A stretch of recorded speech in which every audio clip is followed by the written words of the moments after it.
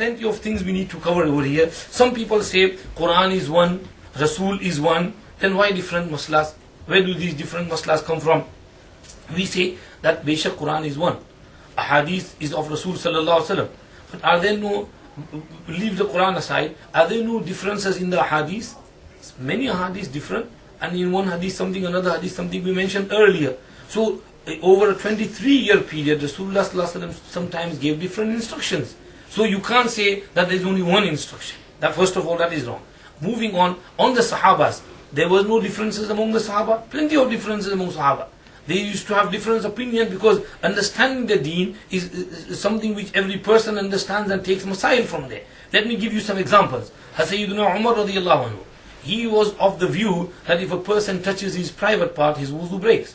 But other ulama like Ali, Hazrat Abbas, Abdullah ibn Abbas and others, Hazrat Ali, Abdullah ibn Abbas and others, they said no, Sa'd ibn Waqqas, that if you touch your penis, your wudu will not break. So there is that difference of opinion among them. And the majority of the ulama and the Sahaba are of the second view that your wudu does not break. Because there is ijtihad.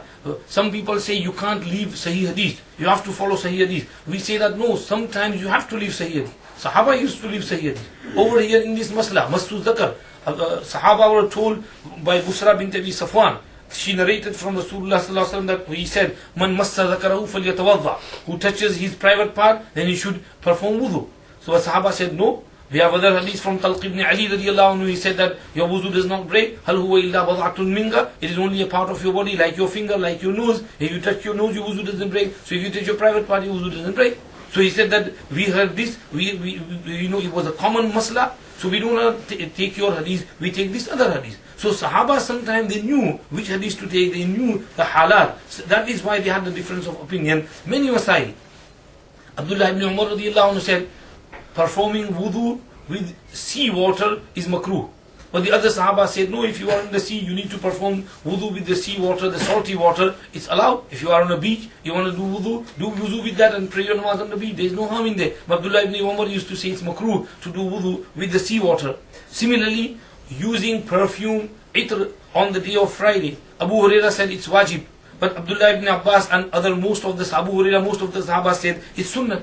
Similarly, if something has been cooked on fire and you eat that, then some Sahabas were of the opinion that your wuzu breaks and you have to do your wuzu again, like Abu Huraira, Anas, Abdullah ibn Umar, Aisha. But other Sahabas, most of them, they said no, your wuzu doesn't break by eating something. Jabir ibn Abdullah narrates that Rasulullah sallallahu alaihi wasallam ate some cooked food and then it was time for salat, he got up and he led the salat without doing wuzu. So your wuzu doesn't break because of that hadith. So Sahabas have the differences of opinion. This is research. Difference of opinion is in all fields. So you can't take the argument and say that Qur'an is one, Rasul is one, so why different masail? No. So there is difference of research, opinion, so there is no harm in there.